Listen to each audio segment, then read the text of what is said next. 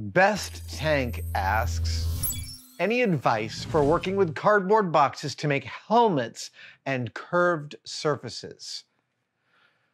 Yeah. Iteration. That's my first advice. If you're using cardboard to make helmets and curved surfaces, and by curved surfaces, I'm assuming you mean compound curves. So we're talking logarithmically cut parabolic curves so that things can, yeah, there's all sorts of stuff. If you're doing stuff out of cardboard, you're working with the cheapest material there is. All of us get Amazon boxes every single day. Cardboard's everywhere. And it wasn't always. It's lovely. And iteration is the key to building stuff with cardboard. So whenever you set out to build something with cardboard, seriously, remind yourself you're going to build it 3 times, at least. If you start with that frame, this is what's happening. I'm going to build this 3 times. Then building it 4 times isn't going to piss you off nearly as much as, I can't wait to have the thing. And so somebody else said here, Jack Walsh, is there a one-day build you started out loving and ended up disliking? That's only happened when I've done a one-day build in which the iterative process should have been there and wasn't. That's it. Yeah, so sometimes there's a one-day build where I finish and I'm looking at the thing that I built and I'm like, it's fine for this video. It's absolutely perfect for this video. I wish it could be better. If I had my druthers, I might go through this and do it again. That's certainly happened. And there are certainly some things I've never gotten around to doing again, but I plan to.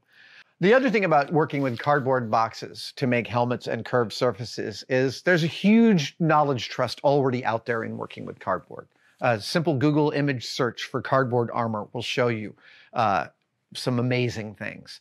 And people put up patterns. And that's lovely of them. And if you make patterns, you should put them up too. I sell cheap patterns for all the bags that I sell on my website, adamsavage.com. All the products that we sell, we sell patterns for. I'm a big believer in that. And you can go, if you don't understand how to cut something for a compound curve, you can find somebody who's done it, either on Instructables or another site. Download the PDF of their patterns and try it out for yourself. That iterative process of working with cardboard is phenomenal.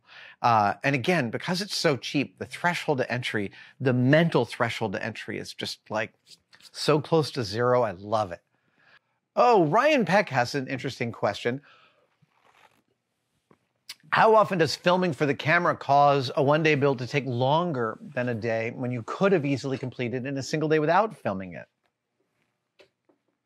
I'm not sure the camera sucks up too much time for me.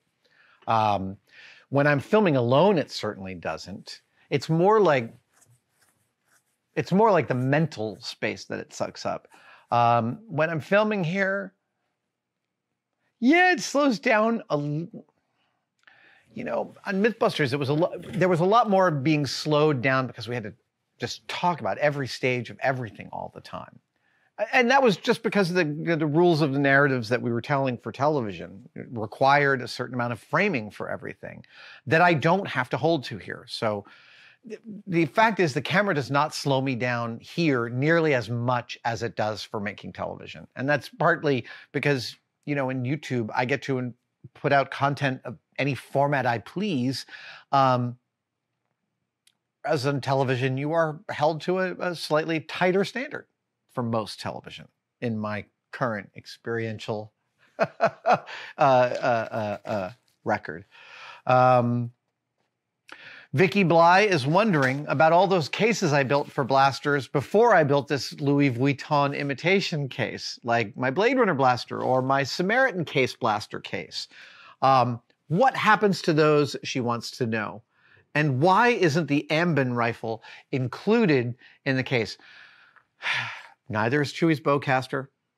Neither is the ZF-1. There are many guns that won't make it into that blaster case because they're just too big. Neither will any of the District 9 weapons. I have several of those. I think that I eventually want like a standing rifle rack for all of these pieces that would be almost like a room divider with like rifles on each side going all the way up, science fiction rifles, right? That would be pretty freaking cool. Vicki, you don't have to worry. In addition to having built my own Samaritan, I also own a stunt Samaritan from the film. That now lives in my Samaritan case. In addition to building my own Blade Runner blaster, I also own a stunt Blade Runner blaster from the production of 2049 that I obtained somehow. That now lives in my Blade Runner blaster case. Where those cases live is an interesting question, because I'm starting to rethink. I'm really, at this moment in time, starting to rethink the entire aesthetic and philosophical approach to display. I have 14 Billy bookcases in my display area, all with backlight and all with white backgrounds, glass shelves, and they're perfect for displaying stuff.